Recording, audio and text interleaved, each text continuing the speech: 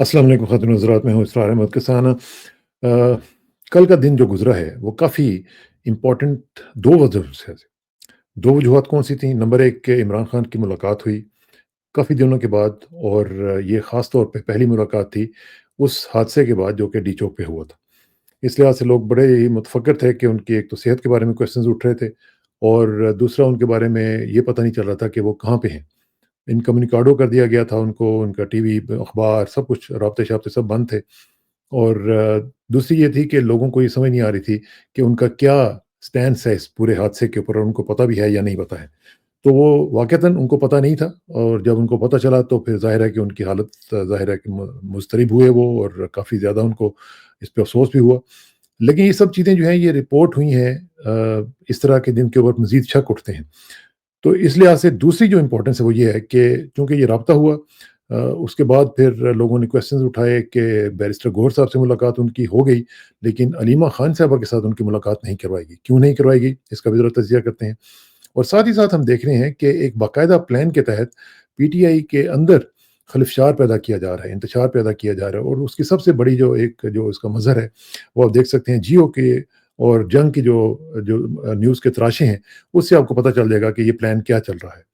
तो इसका ज़रा तजिया करते हैं, ये किधर जा रही है सूरत-ए-हाल, और इस वक़्त क्या इंटरनेशनल मामलात कैसे चल रहे हैं, इनका तमाम अमूर का जायज़ा लेते हैं। और इसके लिए हमें जॉइन किया है जनाब बैरिस्टर अपना एम्बेसडर करामतुल्लाह गौरी साहब ने, जो कि आपको पता है कि साबिक सफ़ीर पाकिस्तान है, और उनका बड़ा ही रोल रहा है पाकिस्तान की डिप्लोमेसी के अंदर, और बहुत ही अमीक निगाह रखते हैं पूरे जो इश्यू हैं उनके ऊपर और पूरे मंज़रनामे पे। हियर कम्स करामतुल्लाह गौरी साहब। अस्सलाम वालेकुम गौरी साहब। वालेकुम अस्सलाम कसाना साहब। बहुत शुक्रिया गौरी साहब, वेलकम बैक। आप ट्रैवल कर रहे थे, अब आप माशाल्लाह आ गए हैं वापस। तो एक तो ये मुझे बताएं कि आपकी अदम मौजूदगी में ये सारा सिलसिला हुआ, और उसमें डी चौक में बल्कि हमने आपकी अदम मौजूदगी में अपना लोगो भी चेंज कर दिया, और उसका जो है वो डी चौक रख दिया है। और सिर्फ इसलिए रखा है कि हम इसको ताज़ा रखें याद को, और हम ये भूलने ना दें कि ये वाक़या जो हुआ है, ये पाकिस्तान की हिस्ट्री का एक स्याह तरीन बाब था, जो कि रक़म किया गया। और उसके बाद फिर हमने देखा कि बहुत से लोगों के जो एक तो जानें चली गईं, और दूसरा ये कि बहुत सी तादाद में लोग जो ज़ख्मी हुए। और फिर दूसरी भी तरफ हमने ये देखा कि वो जो लाशें थे, उनको छुपाया गया, उनके बारे में अजीब-सा मज़ाक़-ख़ेज़ किस्म का एक बयानिया बनाने की कोशिश की गई। ये सब कुछ हुआ। और उसके बाद फिर हमने देखा कि इमरान खान साहब के साथ जो है उनका ताल्लुक भी जो पार्टी के साथ था, उनकी फैमिली के साथ, उसको भी कट ऑफ किया गया, इनकम्युनिकाडो कर दिया गया। पूरी सूरत-ए-हाल को किस तरह देख रहे हैं जी आप? कसाना साहब, ये आपने बिल्कुल दुरुस्त इक़दाम किया है कि अपने चैनल का नाम डी चौक रख दिया है। इसलिए कि डी चौक हमारी तारीख़ में, आपने सही फरमाया कि एक और सियाह बाब का इज़ाफ़ा है। बल्कि मैं तो ये कहूँगा कि 16 दिसंबर 1971 के सुक़ूत ढाका के बाद जो संगीन तरीन वारदात पाकिस्तान की तारीख़ में हुई है, वो 26 नवंबर को इस्लामाबाद के डी चौक में हुई। और जिस तरह से हुकूमत ने उसका बयानिया बनाया, और जिस तरह से शोहदा के जानों का मजाक उड़ाया, उनकी लाशों पर सियासत की, बल्कि तमस्खर किया, ये सारा जो मंजरनामा है ये बिल्कुल उसी तरह से तरतीब हो रहा है जिस तरह दिसंबर 1970 के आम इंतखाबात के बाद मशरक़ी पाकिस्तान के ज़िम्न में मुरतब किया गया था। देखिए, हमारी जो इस्टेब्लिशमेंट है, हमारे जो जर्नैल हैं, वो मुझे लगता है कि बिल्कुल पागल हो गए हैं, इसलिए कि उनको तारीख़ का सबक याद नहीं। तारीख़ का सबक जिन कौमों को याद नहीं रहता, वो उसको बार बार दोहराती रहती हैं। और एक मुफक्किर ने बड़ी अच्छी बात कही थी कि तारीख़ जब अपने आप को दोहरा पहली बार दोहराती है तो वो एक मजाक होता है, लेकिन दूसरी बार जब दोहराती है तो वो अलमिया होता है। तो हम अलमिया से गुजर रहे हैं। हमने जो कुछ इस्लामाबाद के डी चौक में जो मनाजिर देखे हैं, वो तो बिल्कुल ये लग रहा था कि जैसे खून आशाम दरिंदे हैं جو سیکیورٹی کے نام پر، ملک کی سلامتی کے نام پر ان معصوم انسانوں کی جانوں سے خون کی ہولی کھیل رہے ہیں. شرمناک بات ہے. ہم اپنے آپ کو اسلامی جمہوریہ کہتے ہیں. ہم اسلام کا ڈنکا بجاتے اور چرچا کرتے ہوئے ہماری زبانیں نہیں تھکتی، ہمارے حلق خشک ہو جاتے ہیں، لیکن جہاں عمل کا تعلق ہے تو میں سمجھتا ہوں کہ اسلام کی جتنی بے حرمتی، اسلام کے ذرعی اصولوں اور شاعر اخلاق کی جتنی بے حرمتی اور بے عزتی پاکستان میں ہو رہی ہے، شاید ہی دنیا کے کسی ملک میں ہو. تو بہت ہمیں ہی تو افسوسناک. اپنی گردن شرم سے اپنے گریبانوں میں چھپا لینی چاہیے کہ کس طرح کا یہ میں کہتا ہوں کہ یہ جو جی ایچ کیو پر قابض جرنیل ہیں، لگتا یہ ہے کہ ٹھگوں کا ایک ٹولہ ہے جو ملک پر قابض ہو گیا ہے، اور وہ اب اس ملک کو اپنی جو فکر نہیں ہے بالکل، وہ کج روی ہے، کج فکر لیکن ہے. اس میں غوری صاحب جو آپ نے کہا کہ وہ قابض ہو چکے ہوئے ہیں، لیکن کیا ان کو نہیں نظر آتا کہ ان کی سروائیول بھی اسی ملک کے ساتھ اٹیچڈ ہے؟ اگر اس ملک کو خدا نخواستہ کچھ ہوتا ہے تو پھر ان کی جو ہے وہ ساری جو قبضہ کیا ہوا ہے وہ بھی ختم ہو جائے گا، اور باقی ان کی جو دکانیں ہیں وہ بھی ساری ٹھپ ہو جائیں گی. تو کیا ان کو یہ نظر نہیں آ رہا کہ وہ کیا کر رہے ہیں؟ کیا وہ اسی شاخ کو کاٹ رہے ہیں جس کے اوپر بیٹھے ہوئے ہیں؟ شانہ صاحب، یہ تو میں اور آپ سوچ سکتے ہیں نا. یہ تو میں اور آپ سوچ رہے ہیں کہ کتنے بدبخت ہیں کہ جس شجر کا پھل کھا رہے ہیں اسی کی شاخوں کو کاٹ رہے ہیں. جس شاخ پر بیٹھے ہیں مجھے کاٹ رہے ہیں. لیکن ہوتا یہ ہے، اور میں آپ کو قرآن حکیم کا سبق یاد دلاؤں کہ وہ کہہ رہا ہے، وہ مالک الملک جو کائنات کا خالق ہے، وہ کہہ رہا ہے کہ ظالم اس نہج پر پہنچ جاتے ہیں جہاں ان کی آنکھیں ہوتی ہیں لیکن ان کو دکھائی نہیں دیتی، ان کے کان ہوتے ہیں لیکن ان کو سنائی نہیں دیتا.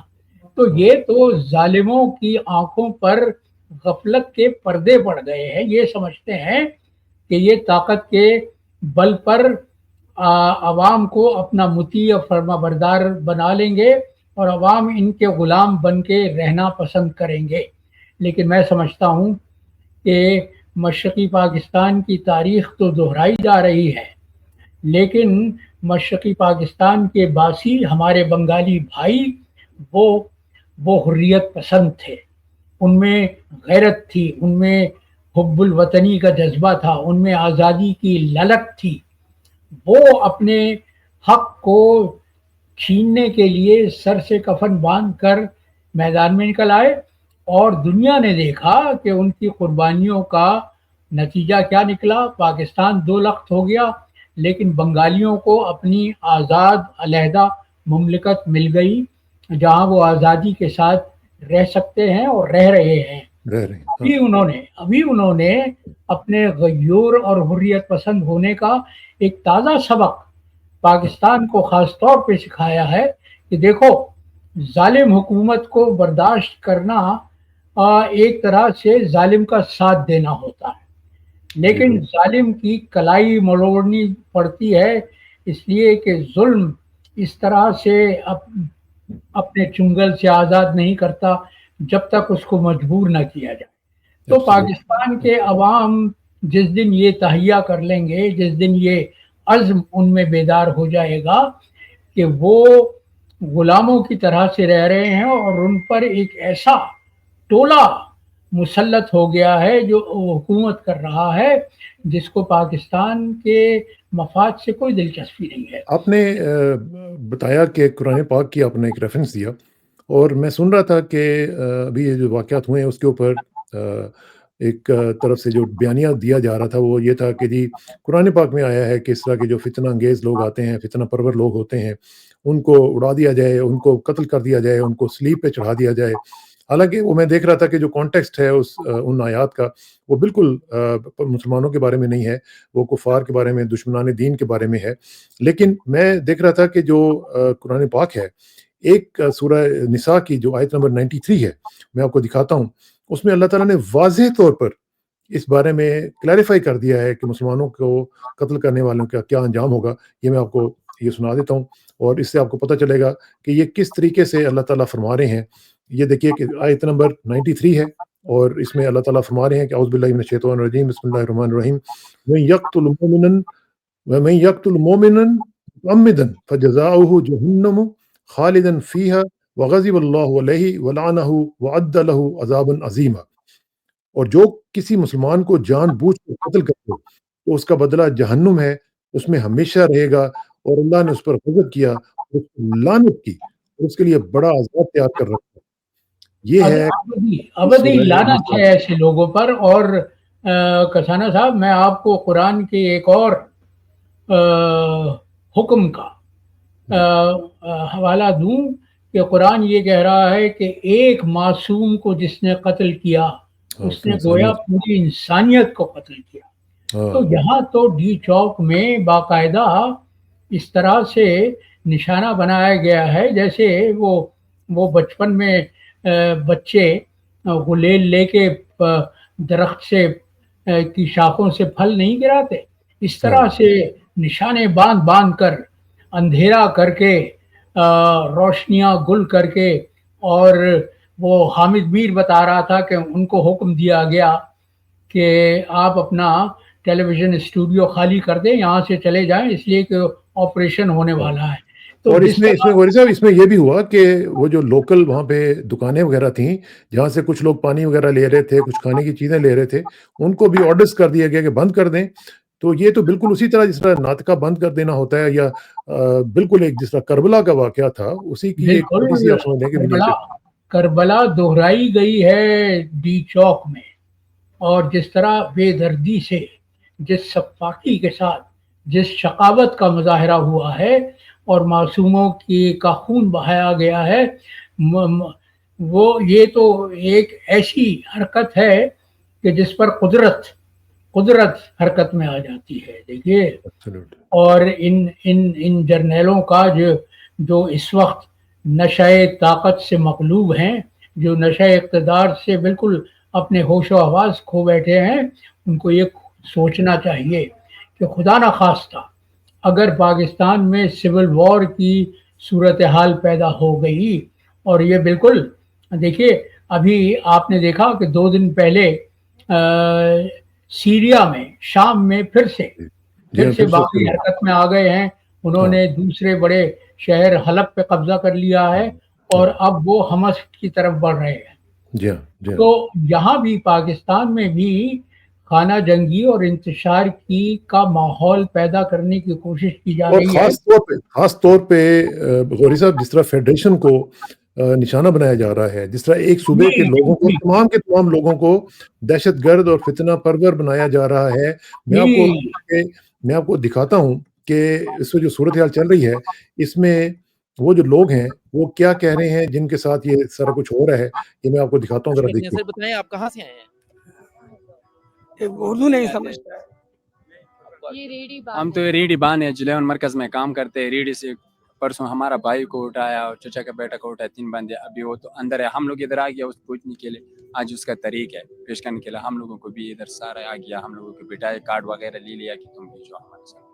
اچھا، تو میم یہ بتائیں کہ یہ سب لوگ کون ہیں، یہ کیوں بیٹھے ہوئے ہیں اور آپ بھی باہر بیٹھے ہوئے ہیں؟ سر، یہ سارے پشتون ہیں. ہم صبح سے یہ زیادتی دیکھ رہے ہیں ہوتے ہوئے. 300 پشتونوں کو ادھر پیش کیا، ان کے منہ پر ڈھکا ہوا تھا. اتنی تکلیف ہو رہی ہے ہمارے پشتون بھائیوں کو اس طرح دیکھ کر. صرف اس وجہ سے اٹھایا جا رہا ہے کہ پشتون ہیں. اس طرح ملک ٹوٹے گا. اگر انہیں گرفتار کرنا ہے، ہم سب کو گرفتار کریں، ہم سب کو اکٹھے کھڑا ہونا ہوگا. اس طرح نہیں ہو سکتا. یہ بھی پشتون ہے، صرف کیونکہ پشتون ہے. پولیس کے پاس اپنی وین نہیں ہے جس میں وہ اریسٹ کر کے لے کے جائے، گاڑیاں روک رہے ہیں اور اس میں ڈال رہے ہیں. یہ کون سے ملک میں ایسا اریسٹ ہوتا ہے؟ یہ وہ تمام جو لوگ ہیں جو اپنے بہت سے لاپتہ ہونے والے اور جاننے والے لوگوں سے ملنے کے لیے وہ آئے ہوئے تھے یہاں پر انسداد دہشت گردی کی عدالت کے باہر، اور اب انہیں بھی حراست میں لے لیا. یہ صورتحال چل رہی ہے. لوگوں کا شناختی کارڈ دیکھتے ہیں. جس کا شناختی کارڈ کے پی کا ہوتا ہے اس کو گرفتار کر لیا جاتا ہے اور اس کو پھر اندر بھیج دیا جاتا ہے. اس طرح کیا میسج دے رہے ہیں فیڈریشن کو اور کیا میسج دے رہے ہیں اس پورے صوبے کے عوام کو؟ یہ تو میں ایک مولانا کی تقریر سن رہا تھا. جی انہوں نے کہا کہ یہ محسن نقوی جو غیر ملکی طاقتوں کا ایجنٹ ہے، جس کو پاکستان میں بھیجا اسی لیے گیا ہے کہ یہ پاکستان میں انتشار پھیلائے، سول وار کی صورتحال پیدا کرے، تو یہ وہ لوگ ہیں جو پاکستان کے دشمن ہیں. یہ پاکستان کی فلاح اور بہبود کی جڑیں کاٹ رہے ہیں. اور وہ جو بات آپ کر رہے تھے فیڈریشن کو کمزور کرنے کی، تو دیکھیے اب 26 نومبر کے واقعات کے بعد، خونی واقعات کے بعد جس طرح کے بیانات دیے جا رہے ہیں کٹ پتلی حکومت کے وزراء کی طرف سے، اور خود وہ کٹ پتلی وزیر اعظم شہباز شریف نے کہا کہ انتشار پسند ٹولے کو ختم کر دینا چاہیے. بلوچستان کی اسمبلی سے قرارداد منظور کروا لی گئی کہ تحریک انصاف دہشت گرد تنظیم ہے، لہذا اس کو کالعدم قرار دے دیا جائے. پنجاب کی پنجاب اسمبلی میں وہ قرارداد منظور نہیں ہو سکی کیونکہ فی الوقت پیپلز پارٹی کو اس پر کچھ تحفظات ہیں، تو پنجاب اسمبلی میں وہ قرارداد منظور نہیں ہو سکی. لیکن شہباز شریف صاحب جو ہیں، شہباز شریف صاحب تو ایک اور بھی بیان دے رہے ہیں، میں بلکہ آپ کو دکھا دیتا ہوں. شہباز شریف صاحب فرما رہے ہیں کہ سپہ سالار نے اسلام آباد پر لشکر کشی سے نمٹنے کے لیے بھرپور تعاون فراہم کیا ہے. اچھا، ایک طرف تو یہ ہے، وہ تو مان رہے ہیں کہ یہ سپہ سالار نے بھرپور تعاون پیش کیا ہے، اور دوسری طرف جو بیرسٹر گوہر صاحب جو ہیں، جو پی ٹی آئی کے چیئرمین ہیں، وہ کہہ رہے ہیں کہ جی اس پورے واقعے میں اسٹیبلشمنٹ کا کوئی کردار نہیں ہے. بیرسٹر گوہر تو اسٹیبلشمنٹ کی زبان بول رہے ہیں نا کسانہ صاحب. اب آپ سوچئے کہ بیرسٹر گوہر کی تو عمران خان سے ملاقات کروا دی گئی، لیکن عمران خان کی سگی بہن علیمہ کی ان سے ملاقات نہیں کروائی گئی. کیوں؟ یہ سوالات کو جنم دیتا ہے کہ کیوں ہو رہا ہے. اس لیے کہ موجودہ اسٹیبلشمنٹ کا موجودہ ہدف یہ ہے کہ وہ تحریک انصاف کی صفوں میں انتشار پیدا کرے، عمران کی قیادت کو کمزور کرے، اور یہ چاہے کہ تحریک انصاف میں کی قیادت عمران خان کے بجائے ان کے پسندیدہ لوگوں کے ہاتھوں میں چلی جائے، جن کو وہ اسی طرح کٹ پتلیوں کی طرح نچاتے رہیں جس طرح سے شہباز شریف اور اس کے ٹولے کو نچا رہے ہیں، یا جس طرح آصف علی زرداری اور بلاول زرداری کو نچا رہے ہیں. تو یہ وہ لوگ ہیں جو 70 برس سے پاکستان کا خون چوس رہے ہیں، لیکن ان کے خون کی پیاس بجھنے کو نہیں آتی. اور میں اکثر یہ سوچتا ہوں کہ اگر خدا نخواستہ پاکستان کے مزید ٹکڑے ہوئے تو صورتحال کیا ہوگی، نقشہ کس طرح سے بنے گا. اب آپ سوچئے کہ بلوچستان کے پاس ایک بہت بڑا لمبا ساحل ہے، اس کے لیے تو کوئی مسئلہ نہیں ہوگا. سندھ کے لیے کوئی مسئلہ نہیں ہوگا، اس لیے کہ اس کے پاس بھی ساحل ہے، سمندر تک رسائی ممکن ہے. لیکن یہ جو سب سے بڑا صوبہ ہے پنجاب، وہ تو چوہے دان بن جائے گا، اس لیے کہ وہ تو لینڈ لاکڈ ہو جائے گا. اس کے پاس تو سمندر تک رسائی کا کوئی وسیلہ نہیں ہوگا، کوئی راستہ نہیں ہوگا. تو یہ لوگ جو عقل سے اندھے ہو چکے ہیں، جن کی فکر نے کام کرنا چھوڑ دیا ہے، ان کو یہ خیال نہیں کہ یہ جس طرح سے پاکستان کو کمزور کرنا چاہ رہے ہیں، جس طرح پاکستان کی جڑوں کو کھود رہے ہیں، تو اس کا منطقی انجام کیا ہوگا. وہ مجھے تو یاد آتا ہے حبیب جالب نے کیا خوب کہا تھا، برسوں پہلے کہا تھا، ذوالفقار علی بھٹو کے دور میں کہا تھا کہ محبت گولیوں سے بو رہے ہو،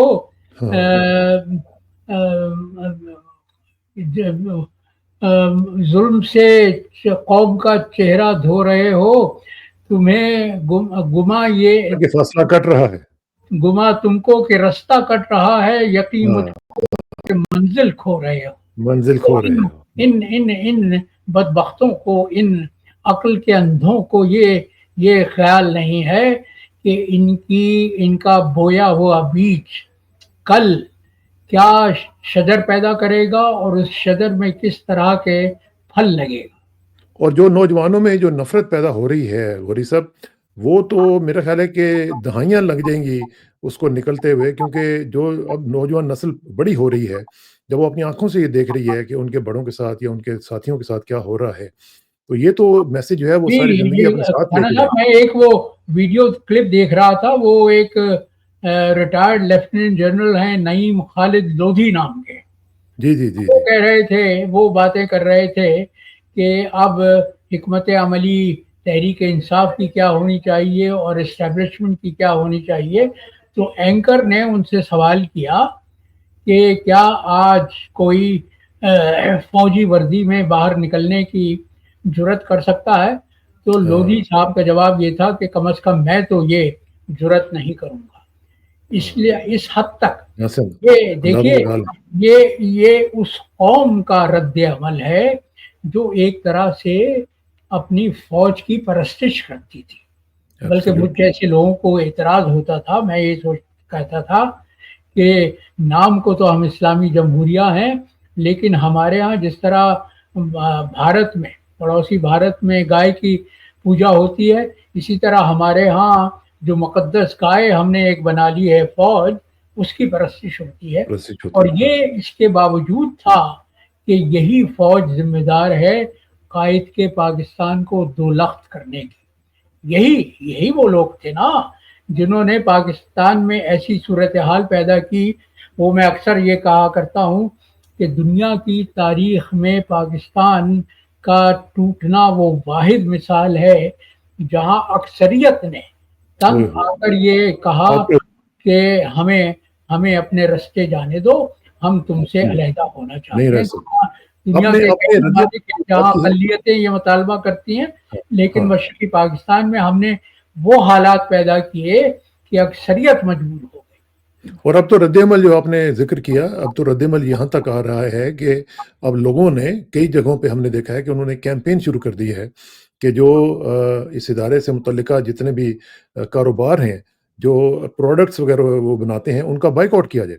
اب دیکھیں نا, یہاں تک نوبت اگر آئے گی تو یہ کیا پاکستان کے لیے ٹھیک ہوگا؟ کیا یہ ان کو بلکہ اوورسیز پاکستانی میں تو ایک اور تحریک جنم لے رہی ہے, وہ یہ کہ جس طرح سے ہماری اسٹیبلشمنٹ نے اور جنرل عاصم منیر نے خاص طور پہ جو کردار ادا کیا ہے, کیونکہ میں نے تو وہ آڈیو سنی ہے جس میں عاصم منیر لیفٹیننٹ جنرل کو جو کور کمانڈر ہے پنڈی کا, اس کو حکم دے رہا ہے کہ 12 بجے رات تک مجھے ڈی چوک ان بلوائیوں سے خالی چاہیے, ہے نا.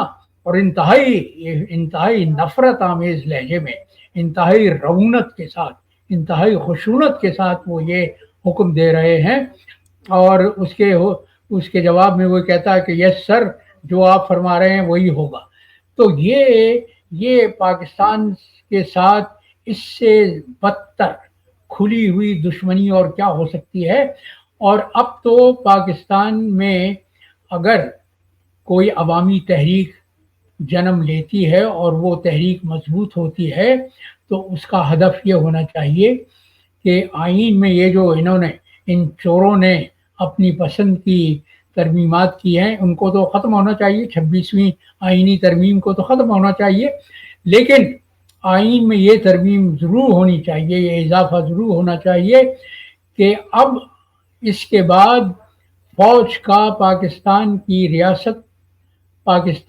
ریاست کے نظم و نسق میں کوئی کردار نہیں ہوگا, کوئی رول نہیں ہوگا. اور اگر کوئی فوجی سپہ سالار یا فوجی افسر اس طرح کی جسارت کرتا ہے کہ وہ پاکستان کے سیاسی نظام میں دخل دینے کی کوشش کرے, تو اس پر آئین کے آرٹیکل 6 کے تحت غداری کا مقدمہ چلایا جائے. اس لیے کہ ملک و قوم سے اس سے بڑی غداری اور کوئی نہیں ہو سکتی کہ ملک کی وحدت کو पारा पारा करने की कोशिश की जाए। अच्छा, इसमें साथ ही साथ हम देख रहे हैं कि जहाँ पे इमरान खान साहब के बारे में ग्लोबल लेवल पे अब एक कैंपेन शुरू हो चुकी हुई है। हमने देखा कि अमेरिका से भी आपने देखा कि कितने लोगों ने लेटर्स लिखे, फिर हमने देखा यूके की तरफ से आए, फिर हमने ऑस्ट्रेलियन पार्लियामेंट में इस केस को टेक अप किया गया, वहाँ से हुआ, सारी जगहों से आ रही हैं। आज लेटेस्ट जो मैं आपको दिखाता हूँ कि जो आज लेटेस्ट जो रिपोर्ट है वो ये है कि एक जो ब्रिटिश एमपी हैं कॉमेंट्री से, ज़ारा सुल्ताना, उन्होंने भी ये कहा है कि पाकिस्तान's brutal crackdown on protesters is a grave violation of human rights, mass arrests, communication blackouts and alarming reports of unlawful force including fatalities. अब फेटलिटीज जो हैं ये उन्होंने कहा है कि जी इतनी हुई हैं, उन्होंने नंबर तो नहीं दिया, लेकिन साथ ही उन्होंने कहा कि इन अक्टूबर I signed Kim Johnson's MPs letter urging action on Imran Khan detention and repression. ये वो लेटर है जिसके ऊपर उन्होंने साइन किए हैं। अब सूरत हाल ये है कि ये एक इंटरनेशनल लेवल पे एक कैंपेन तो बन गई है, लेकिन क्या आप समझते हैं कि इमरान खान को ये इस कैंपेन के तहत, जो कि अभी ट्रंप के आने से पहले पहले अपनी एक क्रिसेंडो की तरफ बढ़ रही है, आप समझते हैं कि उसका कुछ असर होगा और इमरान खान के साथ ये बातचीत करके कोई ना कोई हल निकालने की कोशिश करेंगे, या इसी तरह ये स्टबननेस पे ही कायम रहेंगे? होना तो चाहिए। देखिए, कॉमन सेंस ये कहता है पठाना साहब कि असर तो होना चाहिए, लेकिन वो जो टोला, जो यजीदी टोला इस वक्त GHQ पर काबिज है, मैं नहीं समझता कि वो अपने नशे इक़्तिदार से बाहर आ सकेगा, वो उसका नशा टूट सकेगा। उसका नशा तोड़ने के लिए तो पाकिस्तान के अवाम को घरों से निकलना होगा, अपने सरों से कफन बांधना होगा, इसलिए कि ये लातों के भूत हैं, बातों से नहीं मानेंगे। इनको तो इनके मुंह को लहू लगा हुआ है। ये तो गली के शेर हैं। दुश्मन का सामना हो तो ये इनकी जिग्गी बन जाती है। ये 90,000 जंगी कैदी बनवा देते हैं, हथियार डाल देते हैं, और हथियार भी इस बेगैरती बेशर्मी से डालते हैं कि आपको याद होगा, मैं याद दिलाऊं कि वो टाइगर जो अपने आप को कहता था नियाजी, उसने जिस जर्नैल के सामने हथियार डाले थे, general lieutenant general Jagjit Arora, वो देहरादून की इंडियन मिलिट्री एकेडमी में उसका कोर्समेट रहा था। और जगजीत अरोरा ने बाद में अपनी मेमोइर्स में, अपनी याददाश्तों में लिखा कि नियाजी के सरेंडर करने के बाद जब हमने पाकिस्तानी फौज के आर्सेनल पर, असलाह खाने पर कब्जा किया, तो मुझे अंदाज़ा हुआ कि नियाजी बगैर किसी कुमक के, बगैर किसी इमदाद के कम से कम 3 महीने तक ढाका और उसके गिरदो नवा का दिफा कर सकता था। ये बुज़दिली की इससे बदतर मिसाल और क्या हो सकती है कि आपके पास असासे हों लेकिन दिल ना हो, हिम्मत ना हो, बहादुरी ना हो, जज्बा कुर्बानी ना हो। एब्सोल्युटली। और इसमें एक चीज़ मुझे ज़रा बताएं कि जो अभी हम बात कर रहे थे ना जी, उसके KPK के हवाले से और उसके जो हालात हैं, जिस तरीके से उनको टारगेट किया जा रहा है, मैं आपको दिखाता हूँ कि वहाँ पे जो नौजवान हैं उनकी फीलिंग्स क्या हैं। आखिर में मैं चाहूँगा उसके ऊपर भी कमेंट करें। ये नौजवान जो हैं, इनका ज़रा आप देखें कि जज्बा भी देखें और उनकी अवेयरनेस देखें ज़रा। ये भी सुने और आप इंशाल्लाह उर्दू को समझ लेते हो, मैं चाहता हूँ ताकि ये भी सुने और आप लोग भी इंशाल्लाह उर्दू को समझ लेते हो, तो इसलिए मैं उर्दू में करना चाहता हूँ। ये सर जो बातें करता है, ये इस तरह बातें करता है जैसे आप लोग से नाखबर हो, इस तरह बातें करता है। मैं इस्लामिया कॉलेज पेशावर का स्टूडेंट हूँ और मैं आइन से भी खबर हूँ और कानून से और लॉ भी मैंने पढ़ा है, तो इस वजह से मैं आपको वो बातें बताऊंगा जहाँ तक जो कानून के दायरे के अंदर हो।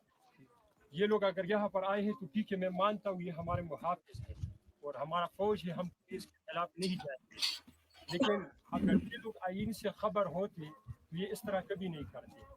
देखिए, पिछले दिन जो उन्होंने फायरिंग की, आर्टिकल 8 से लेकर आर्टिकल 28 तक हमारे कॉन्स्टिट्यूशन ऑफ पाकिस्तान में बुनियादी हुकूक की बात है, और ये बात मैंने वहाँ पे भी की। इन आर्टिकल्स में तमाम वो बुनियादी हुकूक जो बाकी अजला को दिए हैं, यहाँ पर तो एक भी नहीं की। और इन आइन के मुताबिक, इन आर्टिकल्स के मुताबिक, आप जो पिछली रात आपने फायरिंग की है, वो फायरिंग किया कि वो रात में एक फायर भी नहीं कर सकता इस आइन के मुताबिक कि आपकी नींद खराब, ये भी नहीं कर सकता। कानून के दायरे के अंदर ये एक फायर भी नहीं कर सकता। अगर ये लोग कहते हैं कि हमने वहाँ पर की है, हमने दहशतगर्दी की है और हमने उन पर फायरिंग की है, तो आप टारगेट को टारगेट क्यों नहीं कर सकते?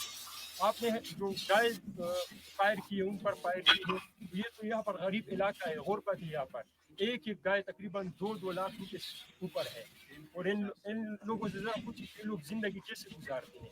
आपने आर्टिकल 25A के मुताबिक ये बात की है कि 5 साल से लेकर 16 साल के बच्चों का मुकम्मल फ्री एजुकेशन है, यहाँ पर वो भी नहीं है। आर्टिकल 19 के मुताबिक आपको आईन में ये बात हुई है कि मुकम्मल इजहार राय की आज़ादी है, और ये मुकम्मल किसी भी तरह की बात ये लोग कर सकते हैं। यहाँ पर कोई भी हुकूमत के खिलाफ कोई बात करे आप लोग उनको गिरफ्तार भी। ये है जी, ये उनकी अवेयरनेस का आलम है। ये हमारे दोस्त साबिर शाकिर साहब ने इसको शेयर किया है।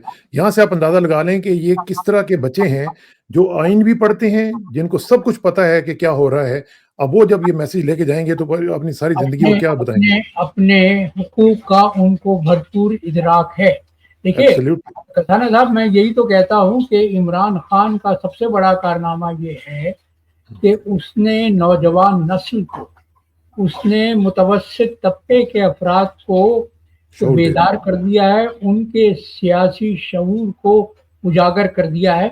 अब इससे मतलब हमें नहीं कि इमरान खान अपनी जदोजहद में अपनी ज़िंदगी में कामयाब होता है या नहीं, हमारी ज़िंदगी में कामयाब होता है नहीं, लेकिन हमें ये तवक्को है, हमें ये उम्मीद है कि जिस तरह से उसने नौजवान नस्ल में बेदारी की रूह फूंकी है, तो इंशाअल्लाह नौजवान नस्ल और उनके बाद आने वाली नस्लें अपने हुकूक इन गासिबों से छीन लेंगी।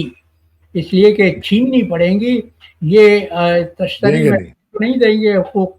और बल्कि मैं ये कहता चलूँ कि ये तो तहरीक हुकूमत के कारिंदों की तरफ से चलाई जा रही है कि खैबर पख्तूनख्वा में गवर्नर राज लगा दिया जाए, तो ये अगर हिमाकत इन्होंने की तो इसके नताइज इंतहाई बहुत संगीन होंगे। पहले ही मैं जो मिशिगन में था और मैं 2 दिन हुए मैं यहाँ वापस आ गया हूँ, इस दौरान मुझसे कितने ही पाकिस्तानी ओवरसीज पाकिस्तानियों ने राब्ता किया और कहा कि अगर नेतन्याहू पर इस इल्ज़ाम में इंटरनेशनल क्रिमिनल कोर्ट में वो मुजरिम साबित हो सकता है कि उसने फ़लस्तीनियों पर बेइंतहा मज़ालिम ढाए, उनको अपनी शकावत का निशाना बनाया, तो आसिम मुनीर पर क्यों नहीं, बल्कि आसिम मुनीर का गुनाह तो ज़्यादा बदतर है, ज़्यादा संगीन है, इसलिए कि नेतन्याहू तो उनको निशाना बना रहा है जिनको वो दुश्मन समझता है, लेकिन यहाँ आसिम मुनीर ने तो शकावत की इंतहा कर दी कि अपने ही लोगों को के सीनों को गोलियों से छलनी किया है। ये तो जुल्म की बर्बरियत की इंतहा है। As a matter of fact, just to let you know कि इसके ऊपर काम हो रहा है, और मेरी इत्तलात के मुताबिक अमेरिका ही में मुख्तलिफ लोगों ने, जो डॉक्टर्स हैं, जो दूसरे लोग हैं, उन्होंने एक पिटीशन जो है उसको साइन कर दी है, और उसके मुताबिक जो है वो ICC जो है उसको वो अप्रोच करने की कोशिश करेंगे, और उसके ऊपर वो उन्होंने काम शुरू ऑलरेडी कर दिया हुआ है। तो उसमें लेट्स सी क्या होता है, लेकिन अल्लाह करे कि मामला जो है वो ठीक हो। वारिस साहब आपका बहुत बहुत शुक्रिया। मैं चाहूँगा कि इंशाल्लाह आपसे दोबारा हम 2-1 दिन में दोबारा गुफ्तगू करें और फिर मज़ीद इसके ऊपर आपका तज़िया लें। तब तक के लिए इजाज़त दीजिए। बहुत बहुत शुक्रिया। Thank you very much for your time जी। अस्सलाम वालेकुम। खुदा।